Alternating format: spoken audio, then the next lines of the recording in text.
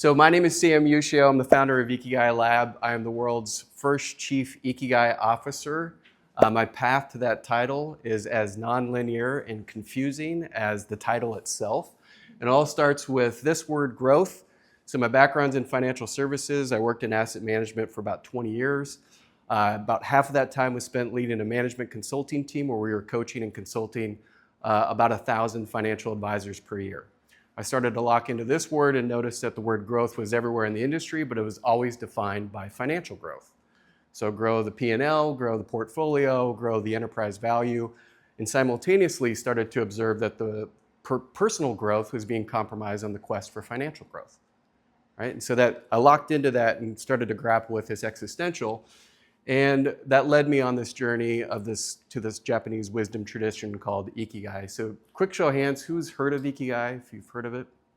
Okay, it is not a four-circle Venn diagram. We can talk about that later if you'd like to talk about that. Ikigai is a derivative of two Japanese words, Iki, which means life, and Gai, which means value or worth.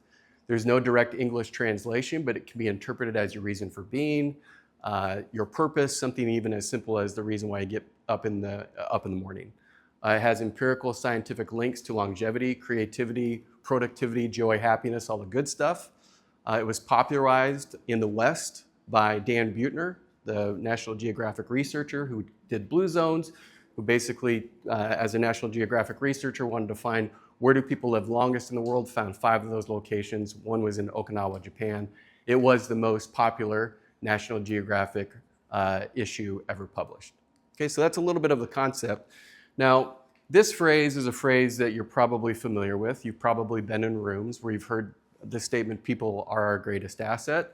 And there may have been times where you felt this experience, right? Like, it's just like, really? Is that person saying this thing? And you could look around the room and just kind of feel the gravity of the air being sucked out of that. Now, this word asset, my background's in asset management. That's one part of the career. And the second part of the career is people. And so I always find this very compelling and interesting. And that's led me on this journey to really dig into, well, what's the intersection between people and asset.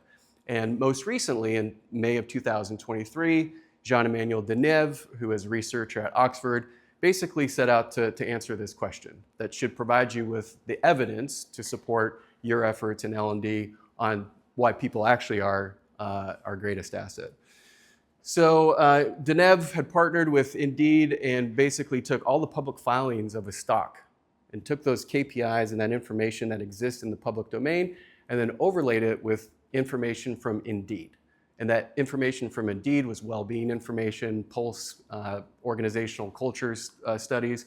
And basically what he found was that well-being's on the X, in this case profitability is on the Y, and identified that in fact people are our greatest asset. So companies that take care of their employees actually have better profitability. And you can start to get into the KPIs and the metrics. There's a replacement cost, there's engagement, et cetera. And then he even took it a step further and looked at the same company well-being and then looked at the actual value or the stock price. So that was in 2023. That's now informing decision-making in terms of stock selection and everything from the old world that now is finding its way into this new world. At Ikigai Lab, we look at 6 dimensions of well-being that look like this: social, physical, intellectual, emotional, spiritual, and professional. The 5 on the left are the personal, and then you've got the professional, right? And it's this understanding and this realization that if we are struggling or having difficulty or challenges personally, eventually that's going to find its way into our life professionally. And conversely, if we're thriving socially, physically, intellectually, emotionally, and spiritually, that is going to find its way in improving engagement, stronger connection, better outcomes. 3 days ago, a couple blocks from here, a group of purpose-driven leaders came together for an Ikigai workshop. And in all these Ikigai workshops, we always ask at the beginning, rank yourself on these 6 dimensions, and at the end, rank yourself in these dimensions. And so what we find is the person that walks into the room and the person who walks out of the room are very different.